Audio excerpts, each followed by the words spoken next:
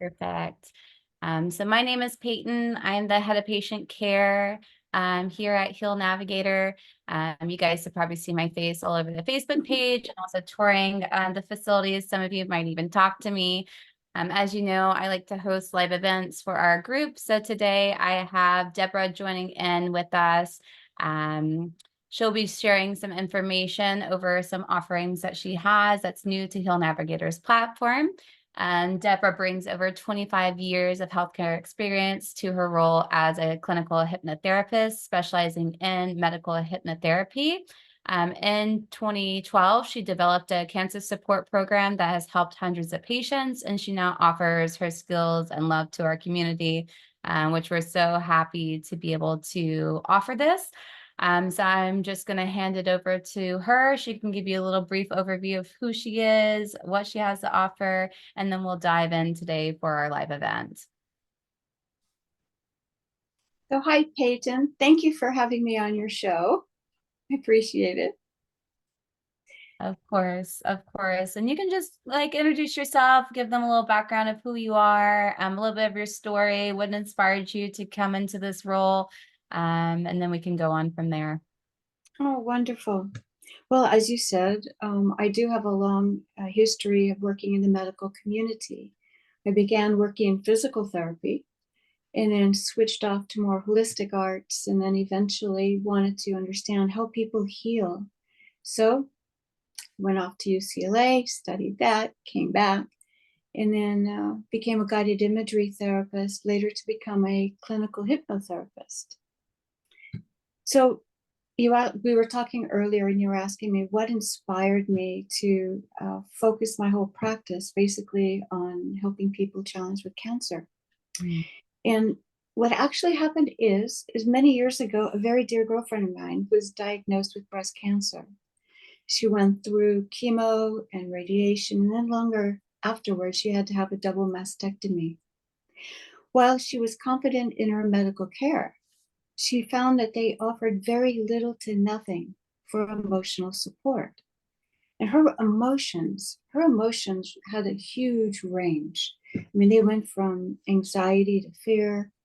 She felt helpless, betrayed by her body, and she was experiencing frustration due to the fatigue, feeling toxic, and then sleeplessness because her mind was busy all night with unanswered questions. So all of these emotions are real and they are valid, but they were treated as the pink elephant in the room, as no or none of her specialists would talk about it. So as my skill set grew, her experience inspired me to create an effective cancer support program that would address these emotions, but also teach people how to use their mind and their imagination to get the sleep they need, how to feel better, and to get through their treatments easier. So that is exactly what I did. And now I offer it at Heal Navigator to the people you see. Thank you. Well, I'm glad to have you here. So let's talk a little bit about like what hypnotherapy is, also the other modalities that you offer too, such as like guided imagery, NLP, things like that. Wonderful. So what is it? First of all, we go into this wonderful state of hypnosis throughout our day. We do it, we've been doing it for most of our life. And so I'll ask you, for instance, have you ever been driving on a freeway and you were thinking about something and missed or nearly missed your exit? Almost every time. All right. Have you ever lost track of time while reading a good book, engaged in a hobby, watching a movie? Yeah. Ever daydreamed? Yes, I have Pisces moon. There you go. So you're already a pro at it. And as you recognize, you slide and you shift in and out of that state of awareness in a nanosecond. It's just a quick shift from what we call beta to alpha waves and then back again. The thing to know about it is that you're in full control of that experience. So when you were watching a great movie and your cell phone rang, you just immediately went, do I want to answer it? Yay or nay? And then you went right back to the movie. And so that is, in essence, what hypnotherapy is. Not so much how it works, I could answer that in a minute, but that is what it is. And I use it to help my clients therapeutically. Right. And so the other modalities too, could you just briefly touch on those as well that you bring into them? Absolutely. So in the work I do a combination, a mix and match of hypnotherapy, a lot of guided imagery, which is also known as guided visualizations. We do NLP, Neuro-Linguistic Programming. What is that? That is the language of the subconscious. So when I'm talking with you, your subconscious goes, oh, I get it. I get it. I do life coping skills, and I incorporate traditional therapy techniques as they see fit, such as cognitive behavioral therapy, positive psychology, mindfulness, and compassion therapy. All of these are done in a mix and match as needed format so that the patients get what they need in their therapies. Thank you. And can you tell me how this work differs from like traditional counseling or therapy? Oh, great question. Well, first I'll give a tiny bit of background. We have two parts of the mind. We have the conscious mind, and then we have our subconscious. Mhm. The conscious is the part of our brain that's for logical, critical thinking skills. A and B and C. It's what you're using right now as we are talking to measure against what you already know as fact and go, is she talking the truth? Does this make sense to me? That's your conscious mind. But your subconscious has an entirely different job function. It holds all of your memories. It's where all of your emotions arise out of. It's your imagination and all of the functions and systems in your body you have no voluntary control over, like heart rate, blood pressure, digestion, ability to fall asleep at night, sensations of pain or joy. All of these are in your subconscious, which is really important because there is a conversation that goes 24/7 between the mind and your body through your autonomic nervous system. And in the work I do, we tap into that conversation for healing. So that while traditional counseling focus on changing behaviors and feelings, they're using the conscious mind to do so. But in my work, I use both so that it's more effective. So what you're saying is the subconscious is a key or link between the mind and the body, right? Exactly. Exactly. Okay, perfect. Thank you for explaining that. Could you just briefly also explain like how this can benefit cancer patients specifically? Understand that you developed, a cancer program back in 2012. So can you go a little bit into that program and how this is beneficial? Absolutely. Well, the first thing I like to address is stress and anxiety. Why? Because stress makes everything worse. Everybody senses that, knows that. So, stress and anxiety interferes with sleep, and anxiety consumes valuable energy that could be used for healing. So, the first thing I like to do with my clients is I like to teach them how to do self hypnosis for themselves. Yes, like redundant, right? Self hypnosis, do for yourself. All right, I guess I'm a little nervous, but anyway. um, why do I teach self hypnosis? It is a quick and easy way to deeply relax the body and silence the chatterbox in the mind. Quiet your mind. I mean, how many people know how to do that? Quiet their mind. Very difficult. So learning how to do self hypnosis, it's easy, it's fun, easy to learn. What's beautiful about it is it's portable and it brings a measure of control back into a patient's life. So that's one of the things I do, and often the first thing. Everything else after that could be a very mix and match depending on the presenting needs of my clients. So, for instance, some people are traumatized by the diagnosis itself. They hear the C word, and that's all they hear is their doctor is talking. Right. And so what I use is a process called NLP, Neuro-Linguistic Programming. And what it has is the ability to separate the event from the emotions that surround that event, so that it shifts people out of that fear, depression, and victim mode into a mindset that's ready and supportive for healing. Mm. Very amazing, very fast, very, very powerful. Other things I do is for people who are getting chemotherapy, whether they're mixing and matching that with alternative holistic approaches or just chemo all by itself.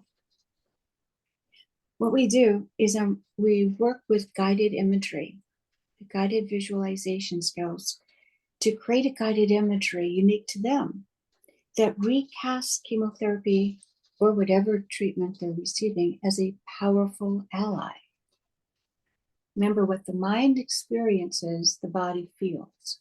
Mm. The mind is put at rest, like this is an ally. This can help me. Then the body responds to it in same. So since many people approach chemotherapy with some level of apprehension, recasting it into a positive role allows their bodies to perceive that medical intervention as something helpful. And the effects of that is it effectively reduces fears as well as the intensity of potential side effects. They also get to see, this is the cool part, as we were doing that kind of a guided imagery, clients are able to take their mind into their body and see the actual healing from their treatments happening. Mm-hmm. So they're actually tracking the results, being proactive in that regard. Other things we do, we decrease pain and other side effects, again, by using the mind and the imagination.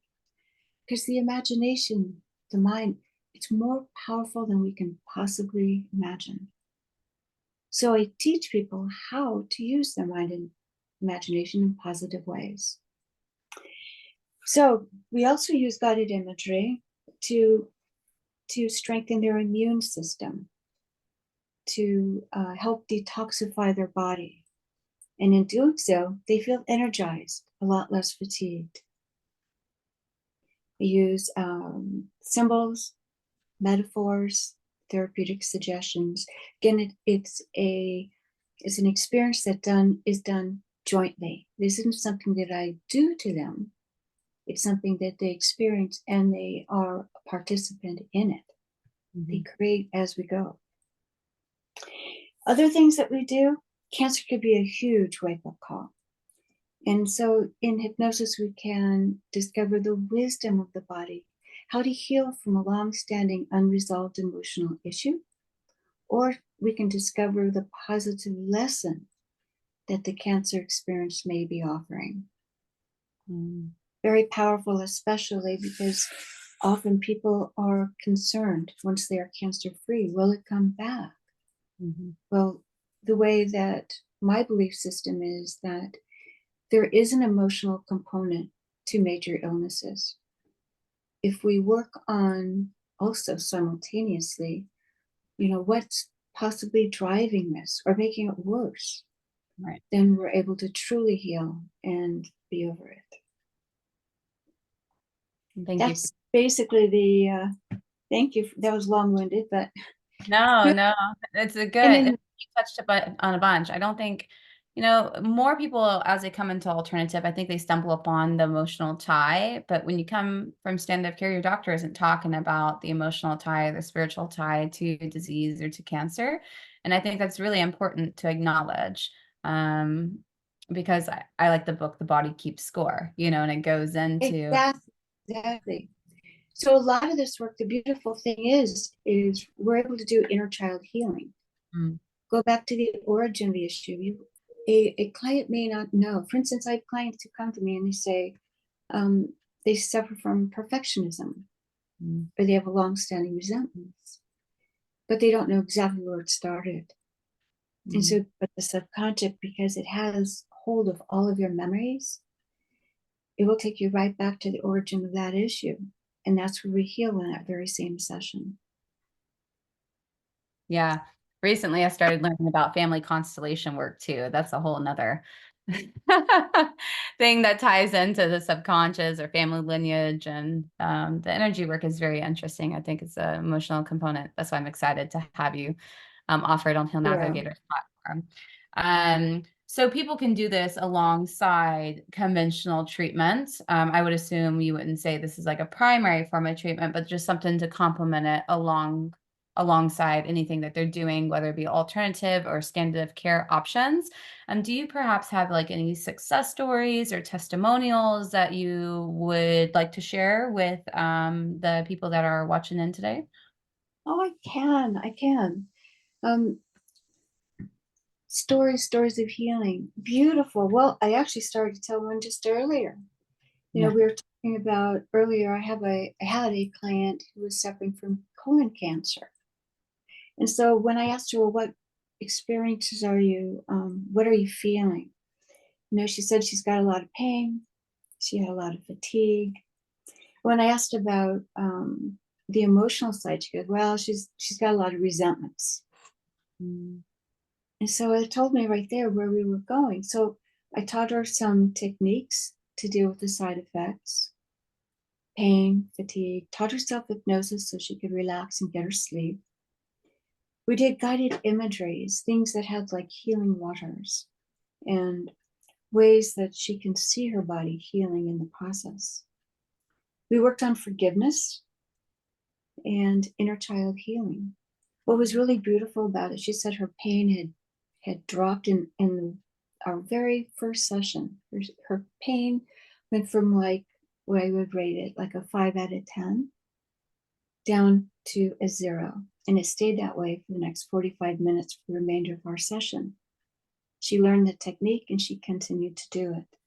Her fatigue dropped from like the level of 8 out of 10 to 4 out of 10. Huge. So she practiced that guided imagery every day. So in essence, we work, the way I see my work, it's an adjunct therapy. Mhm.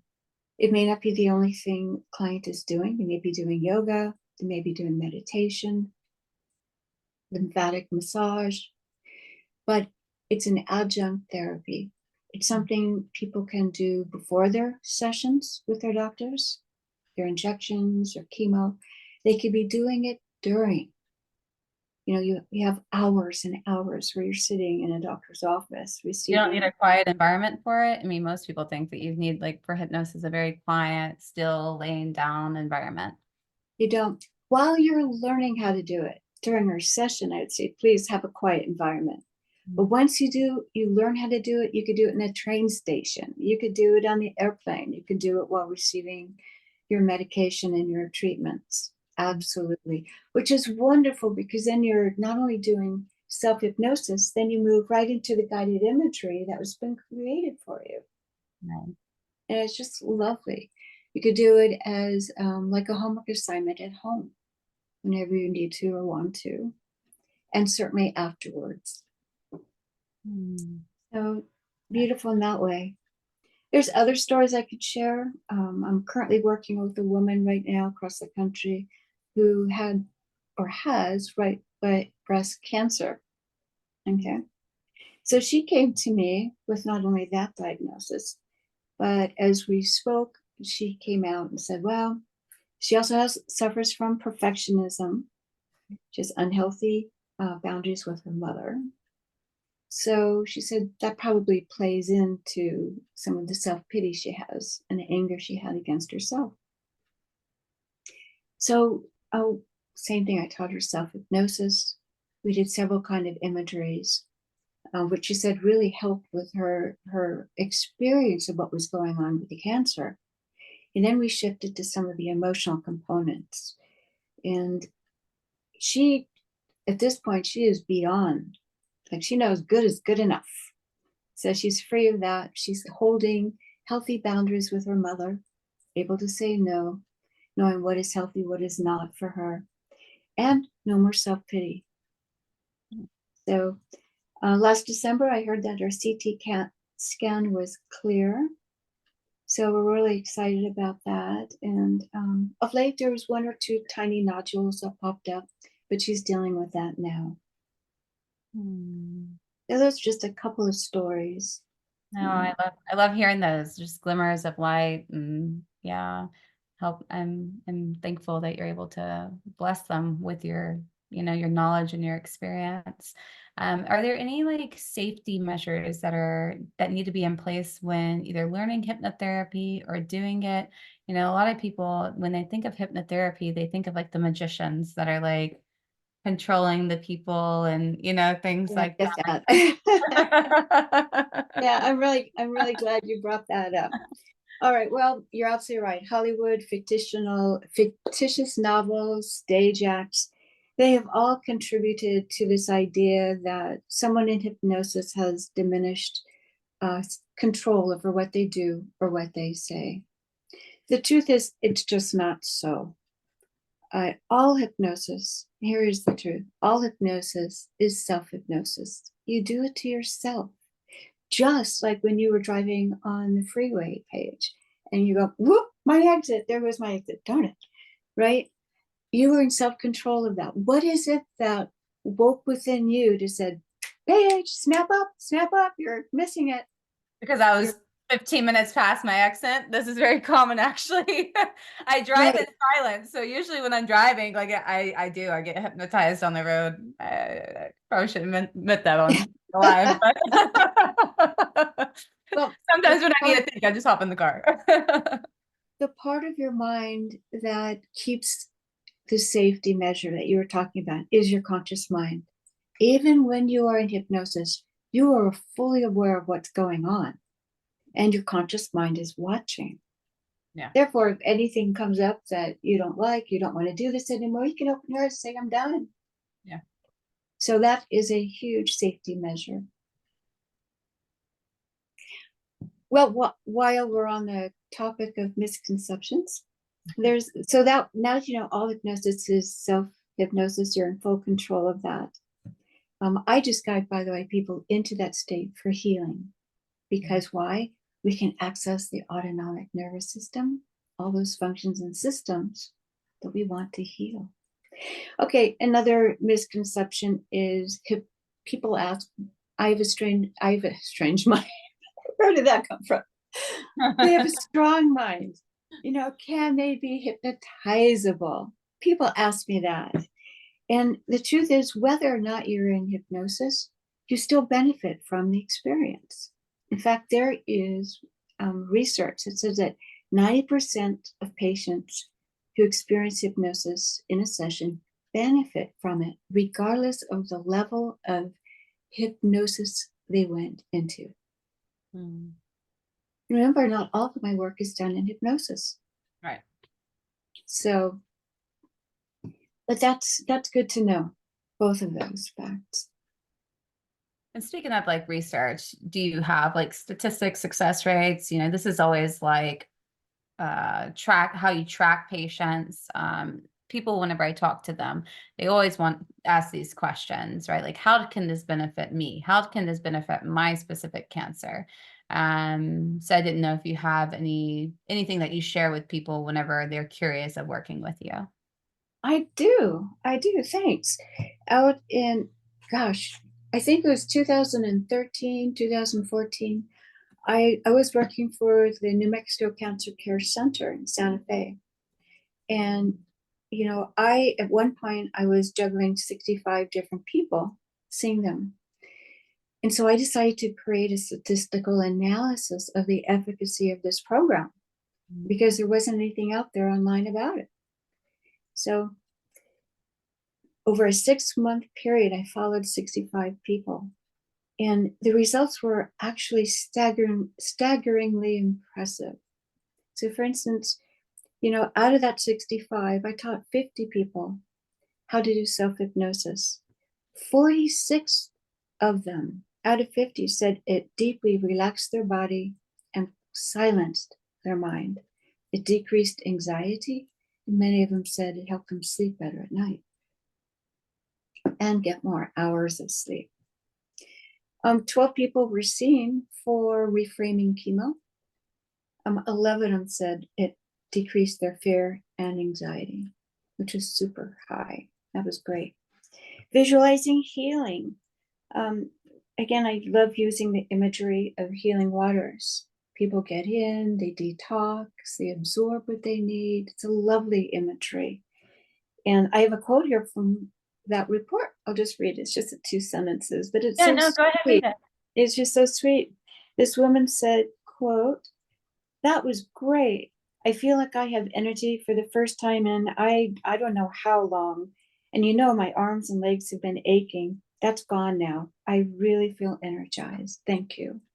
Hmm. There's more to that report. I can email that to anybody who's interested in reading it. It's a quick read. I'm hoping to get it published at one point.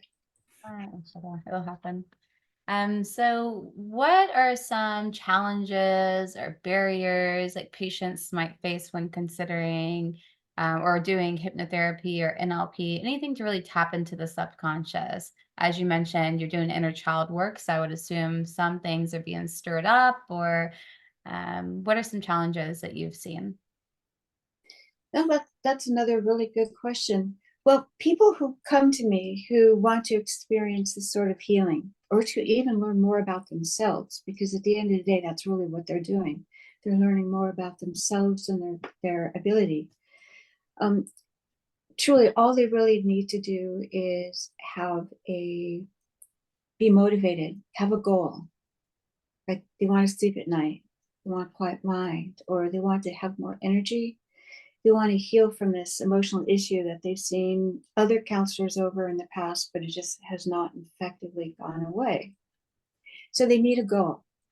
The other thing is to be willing to participate in the process. So what I do is I create a non-judgmental, loving space for people. And I think that's something that people can feel. Yeah. And so in that place, they feel safe to look at what happened. And I always let them know that when we do that inner child work, by the way, it's not happening to them in their present life. They're watching it like an unfolding movie of what happened. They are safe. And therefore they go, okay, let's do it. And they heal from all sorts of things. Oh, geez, this brings to mind. I had a patient a number of years ago, a young gentleman, actually. He was like 38, 42, right in that age frame. And he had throat cancer. And so he kept asking me, I don't know why this has happened. And so I said, well, let's go find out if there's a lesson for you in this. So same thing, brought him into a light state of hypnosis. I asked the subconscious, take us back to the origin of this issue. And there he is, 5 years old. He's confronting his father and his brothers. His mother was out of the picture. And telling his family that he wants to grow up and be a singer. Now, this was a family of construction, manly men. And they laughed at him and said, there's no way you can be a singer. And so he made that decision right then and there. So in hypnosis, while I was talking to that part of him that was driving the cancer experience, it was like, what do you want him to know that'll make the difference? And that part of him said to speak his truth. Can you say more about that? Because he's a great singer. Of course, I wouldn't have known that about my client. So I asked him, is this true? And he goes, in hypnosis, yeah, we're talking back and forth. And he goes, yeah, I used to love, God, I forgot how much I used to love to sing. Well, guess what? That man healed of throat cancer. And the last I had talked to him, he sings in the church choir. He's happy. He's living a soul purpose, right? And healthy. Correct. So that's what I mean. It's all of this work is framed in a very positive view. I love that. So those are really the only barriers outside of helping people just show up. Right. Yeah, and be willing to do the work, right? You Correct. can teach someone to do something, but they're not willing to do the work and actually implement it. Some people can say they're implementing it, but you know when they're implementing it. And it's all good. That's part of honoring the healing journey, is letting people have the journey that they want. I could just teach them the tools and how to use their mind. and they can choose when to implement them. So what advice would you give to cancer patients who are interested in exploring hypnotherapy as part of their treatment plan? Oh, wow, I love it. Contact healnavigator.com. Ask for a free 20-minute consultation with me.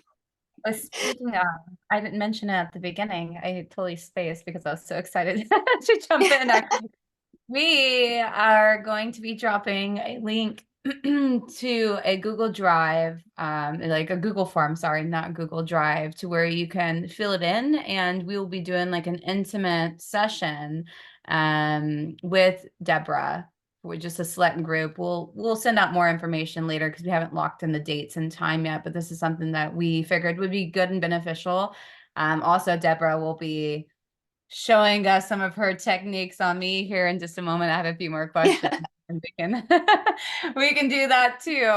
So I'll drop the Google link here in the chat for you guys, and you guys can just fill it out. This is something that aligns with you or something that you're looking wanting to explore more into.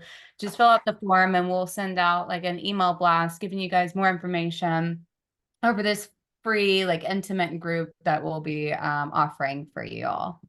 So Yeah, one but moment. what they should know what I'm offering. Yeah. What I'd like to do is give your listeners an experience of the relaxation portion of what you would get if you were to learn self-hypnosis. So it's just an experience of the quieting the mind and relaxing the body. And so I thought that might be a nice gift. Yeah, it's just something for them to understand and learn a little bit more about what you have to offer and really feel it, before they completely dive into using this modality. Mhm. Let's see here. So we mentioned together about psychoneuroimmunology. So why don't you give a little bit of information about what this is, how you utilize it with patients you work with, just so they know. That is such a new branch that I'm kind of working and pioneering as well. Psychoneuroimmunology. What that's basically saying is what the word title implies. It's using your mind to influence physiology. In other words, using your mind to influence your body. And what have I done with it so far? Well, everything we've talked about thus far, come to think of it, when you learn how to do self-hypnosis, you're relaxing and quieting your mind and your body. And what happens? You're influencing your blood pressure. Your rate of healing goes up. Your attention, the way you communicate with those around you improves. You're more open thinking rather than very myopic. All of these things, decreasing fear. Again, you're using your mind. Increasing how energized you feel. Has a lot to do. Again, nothing has changed. Client is still relaxing on the couch at home as I'm doing this with them, or they're laying down comfortably in bed, snuggled up with a nice fuzzy blanket, right? But what's happening is they're getting energized and detoxing. But I'm taking it, this idea of psychoneuroimmunology to a different level. And I've been experimenting with that with shockingly great results. So think of how many people are experiencing low white blood cell counts when they go through their treatments, right? Some people need this very expensive Neulasta shot to boost their white cells up. You can, if you're taught, you can use your mind using pictures and images, because that's how the subconscious communicates to the body, through pictures and images, symbols. So you can communicate using those to your body, which in effect, the body goes, oh, I know what you want me to do. You want me to increase the white blood cell count. I could do that. And it happens. And I have a story to prove it. Yeah. I did. I had a couple of years ago, a woman who was living here in New Mexico, challenged with cancer, and her niece was getting married back east. And so she told her doctor, I want to fly there and be there for the wedding. And he said, well, not so long as your white blood cell count is this low, you can't. Your immune system isn't strong enough to handle the plane and all the people you'll be in contact with. So she told me this, and I said, well, let's try something. You know, no guarantees, but let's try. So I did. I had her picture in her mind, what represented something that was small and white. You know, and she told me, oh, I love white carnations. And so I said, okay. And so I asked, where would you buy such carnations? She said, I love going to the farmer's market. So we had her going to the farmer's market, gathering bushels of these beautiful white carnations. And as she's walking back to her house, the carnations are entering her body. As I gave her a therapeutic suggestion that her mind said, yes, I get what you're doing. Sure enough, 3 days later, exactly 3 days later, she asked her doctor to take another blood draw, and her white blood cells had returned to normal levels, and she was okay to fly. Wow. That's super cool, actually. I know. And so that's what the psycho, neuro Neuroimmunology. Yeah. exactly. I That get is you. what it's about. What can you do? What are the limits? What can you do with your mind that can make a positive change in your physical body? Are there any like current ongoing like research or studies like exploring like the effectiveness of hypnotherapy specifically for cancer patients? Do you know? Shockingly, there's not a lot out there. I'm not There's a shocked. little. I mean, there's a little. They were done probably in 2012, 2015. And anybody could search them up. They could look up psychologytoday.com, NCBI database, MD Anderson, PubMed. They all have some splattering, and it's usually limited to relaxation, pain control, fatigue, nausea. Mm. Not those are things I do, but But deep not dive, they aren't studying it. Yeah. right. I mean, I'm I'm going not to surprised. You know, people ask this common about like facilities, and you can find like some things over like vitamin C or hyperthermia, you know, things, but not a deep dive into a combination of therapies or anything like that. That's why I asked. I was just curious if exactly. That's why I love to write. I love to couple with physicians, and so I'm hoping to take this work and get it published and be a pioneer in this because I'm seeing these sort of results. You know, my patients are seeing these sort of results. And there's no guarantee. I can't guarantee what we do is going to eliminate cancer, but it can help them feel better about themselves as a human being, healing from their past, and get through their treatments easier with a more optimistic mental state of mind. And I feel like that's different what life. I can offer for sure.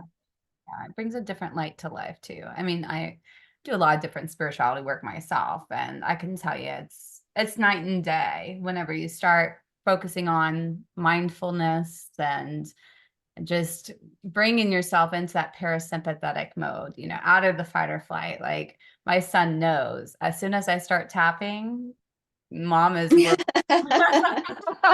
That is like my final straw, you know, that's oh, we gotta like really tune this down. And then he knows, he's like, ooh, and he's 10, but he's like, okay, mom, I'm gonna give you some space. You need space? I'm gonna give you space for a moment. I'm like, yes, please, because you were just triggering me a lot, actually. So smart.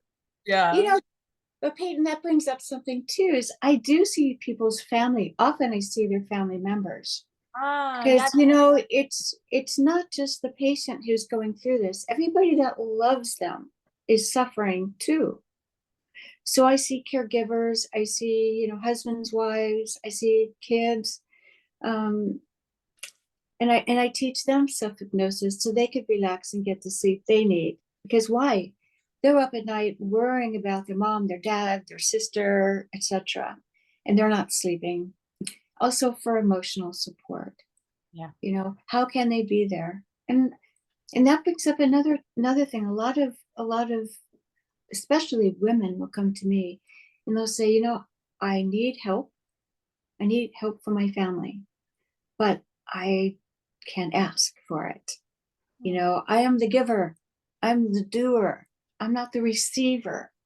And so that's something else we work with. That's where the life coping skills come in, and the common sense, and being able to give somebody permission to say, this is where I am at, but also to recognize that when you are willing to ask for help for somebody, you're actually gifting them the opportunity to be a giver.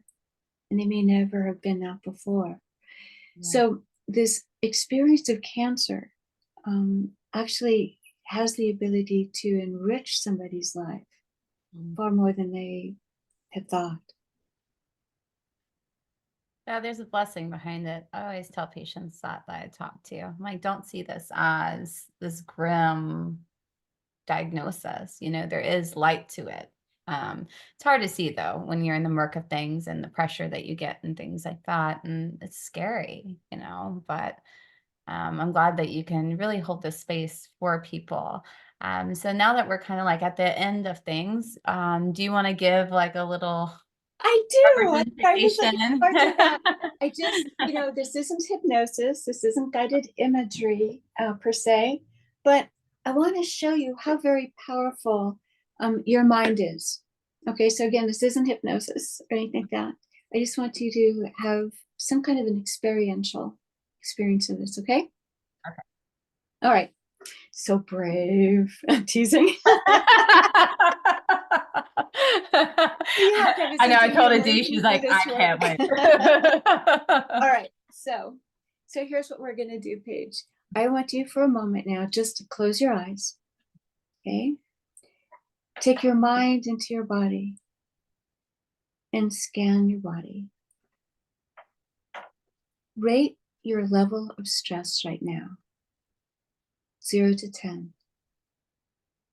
10 being the highest or lowest? And 0 being none at all. And when you have that, open your eyes and tell me. Like a 1. Oh, that's not a great example. Let's pull someone from the audience. Okay. Let me start thinking. Let me say right now. Let me start thinking about all the crap that I have to do after I get off this call. Start to stress me out. We can go back to a 5. How about that? I did meditate though earlier and before our call, so maybe that's why. But and we've been laughing. We've been laughing too and having some fun. I'm not even nervous anymore. All right, so you think, if you were to think about all the things on your to-do list and all the pressures, it would be like a 5 or 6. Sometimes I literally will break out in hives on my chest. I get that stressed out. It was like that on Friday. If you would have asked me Friday, I would have probably said 100. As you're talking, your chest is getting pink. Yeah. So that's my body. The truth. It's my body. Yeah, it's telling you she's serious right now. Look, it's super red. Yeah. All right. So out of 5 to 6. Okay, so let's try something. Okay. So close your eyes. Good. Now take a breath. And I invite you to think of a place. Allow an image to come to your mind of a place that's serene, calm, and peaceful. Just allow a place to come to your mind that's serene, calm, and peaceful. Notice what you see, what this place smells like, any sounds, and how you feel in this place. When you have that, just nod your head.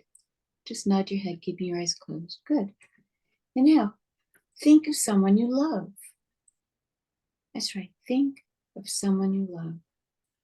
It might be the smell of their hair, the sound of their voice, and how you feel around them. And when you have that, go ahead and let that go. Nod your head. And now I want you to think of something that you've done in your past that you were proud of, whether you did that on your own or in conjunction with other people. But think of something you've done that you feel really good about being a part of. And when you have that, nod your head. Good, and let it go. And now, when you are ready, open your eyes and rate your level of stress, 0 to 10. It's like this, like euphoric, like easygoing feeling you feel. Like it's like a mellow feeling. It's like 0, completely 0. I was kind of worked out. Look, my chest isn't even hardly ready. You're right. Isn't that wild? Now, how did that work, you might ask me? Yeah. What was interesting to note is that I didn't tell you what place to think of. I didn't tell you who to think of or what it was that you were proud of. But your intelligent subconscious mind, remember memories, emotions, imaginations, and connection to your physical body, it knew the exact location and the person and the thing you were most proud of having been a part of. It supplied all that information for you for your highest good. And because of that link between mind and body, it lowered your stress without me saying, lower your stress. I didn't have to say a thing. It did it for you. So that's a great example of like a mini guided imagery or guided visualization, and showing you how the subconscious really is the key, the link between the mind and the body, and how the potentiality it has for healing.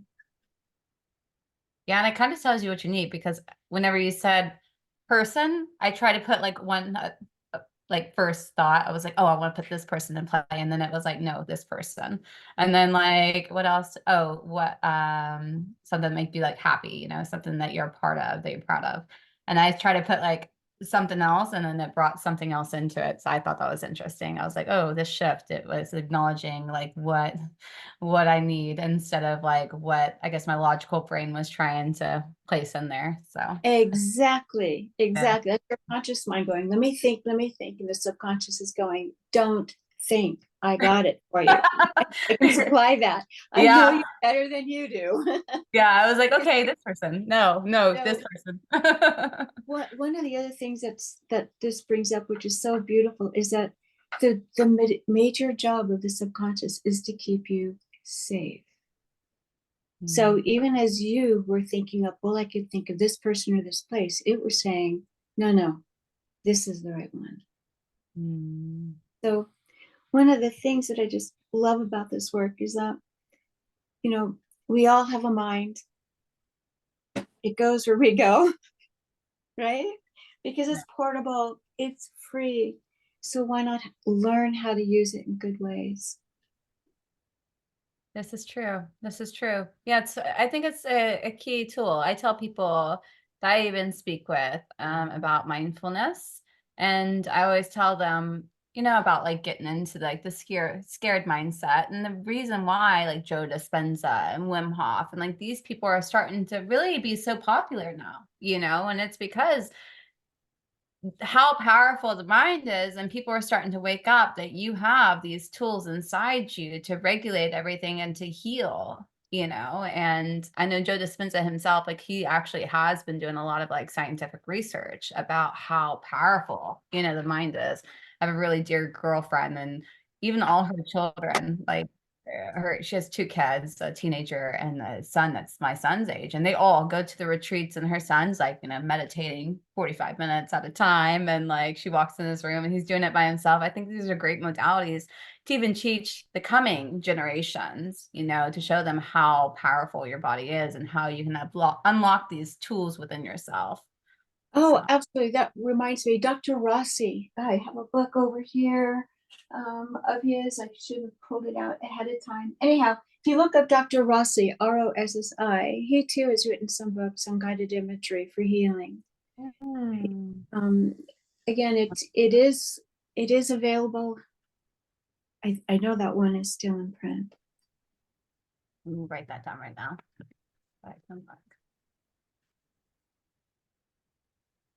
Just to note it to myself later. So we are almost at the end of the hour. So what I'm going to do is I'm going to now post Deborah's link in chat for anybody that is curious of, you know, her work or wanting to work with her in the future. And this is her landing page here on Heal Navigator's platform, and to where you can read a little bit more about her offering. Also in chat is the Google form, but I will go ahead and repost that as well, just to collect information from you guys, so we can give you guys like a email blast whenever we do set up that day and time for an intimate moment with Deborah. If anybody has any questions, I do want to give you guys just a few minutes to drop them here in chat. So feel free to send those over and for us to touch base on those as well. And again, thank you guys for tuning in today on this Wednesday. I hope everyone is, well, over here in Texas, we're beginning spring already. So I don't know if it's still cold where you guys are at, but here it's warm up. It's cold here. It's cold here. How cold? Oh my goodness. Well, it's been freezing at night. I'm here in New Mexico. Yeah. So various temperatures in the day, but freezing at night. Oh, yeah, no, it was like I went out walking last night around like 10, 11, just for like a walk afterwards. And it was 69, but it did not feel 69. It felt like 80 degrees out. I literally, my hair was like from the humidity because I have like a wavy pattern in my hair. So like when I walked in, it was like all like curly, and like I was like, it's definitely interesting experience. I was like, summer is here. Unfortunately, the mosquitoes were coming out. I live in Texas, Houston, so you know, swamplands. We have like pterodactyls that fly around, so it's. While we're waiting for questions, I can tell you that I love this work. I hope you can tell. It's super rewarding, and it really is humbling to be a part of somebody's healing process. One of the things I love most about this work is empowering people to have an active role in their own healing process. And they could do that by self-hypnosis, you know, applying the guided imageries we do. And all of these things just help them have a very positive attitude. And we all know your attitude can have a whole lot of impact on the outcome of your healing modalities. I think it's important for them to know that they are in control of their journey, you know, so by teaching them tools like this to help get them back into that control of their journey, I think it's important. So I really appreciate you being a part of our Heal Navigator network and joining us today, and just so willing to share your knowledge and do this informative, you know, Q&A. So thank you for joining me. You're welcome. Thank you. Yeah, and I don't see any questions coming in, just a bunch of thank yous. So we'll just end it on this note, and tune in for our next live event. We'll be posting it in our group, just letting you guys know of what's to come. Hopefully we'll have these in the next few weeks. So thank you. have a blessed day. We'll talk soon.